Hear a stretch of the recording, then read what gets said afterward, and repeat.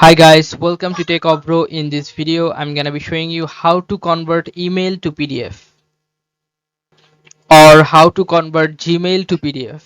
You have to go to the Gmail first, then choose one email you want to make PDF like this one. Then you have to go to this right corner, this print icon. You can see the cursor here, right? Click on this print icon or the printer icon. Then you'll find here this destination. If you click on this drop down menu, you'll find three options. You have to choose the save as PDF.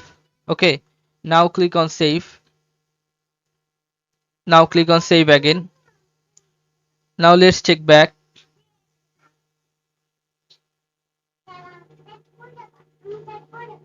Now you can see that this email Gmail has been become a PDF right now. So this is how you can convert a Gmail or email into a PDF. So guys, if you find this video helpful, then please give a thumbs up and don't forget to subscribe the channel.